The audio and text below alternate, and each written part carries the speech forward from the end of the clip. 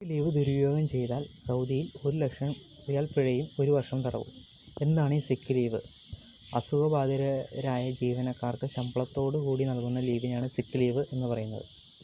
അടുത്ത് ദുരുപയോഗം ചെയ്യുന്നത് വളരെ തെറ്റായ ഒരു കാര്യം തന്നെയാണ്. നമ്മൾ ടൂർ പോകാനും വല്ല തീർത്ഥാടനത്തിനോ അത് വേറെ എന്ത് ഫംഗ്ഷനൊക്കെ പോകാനാണെങ്കിലും സിക്ക് ലീവ് പറഞ്ഞ് പോകുന്നവരാണ് മിക്കവരും. അത് ചിലപ്പോൾ നമ്മുടെ നാട്ടിലൊക്കെ അത് ധാരാളം നടക്കാറുണ്ട്. ഈ സർക്കാർ ജീവനക്കാരൊക്കെ അത് ചെയ്യാറുമുണ്ട്. അത് പരസ്യമായ ഒരു രഹസ്യം തന്നെയാണ്. അത് പലരും പിടിക്കപ്പെടുന്നില്ല എന്നുള്ളത് വേറൊരു സത്യം. ഇനി ആ പിടിക്കപ്പെടുന്ന അറിഞ്ഞിട്ടും എന്തോ ഒരു തിരിമറി ആവില്ല. അതേപോലെ തിരിമറി ചില സിക്ക് ലീവുകാർക്കും സിക്ക് ലീവ് സർക്കാർ ഉദ്യോഗസ്ഥർ എടുക്കുന്നുണ്ട്. പ്രൈവറ്റ് കമ്പനിയിൽ എങ്ങനെയാണെന്ന് എനിക്കറിയില്ല. അപ്പോൾ ഈ സിക്ക് ലീവ് എന്ന് പറഞ്ഞാൽ മെയിൻ ഉദ്ദേശം എന്ന് പറഞ്ഞു കഴിഞ്ഞാൽ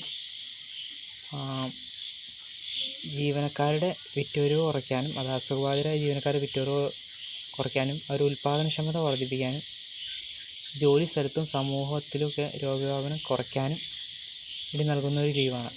അതൊരു നല്ലൊരു കാര്യം തന്നെയാണ്. ജീവനക്കാർക്കൊരു ആശ്വാസവുമാണ്.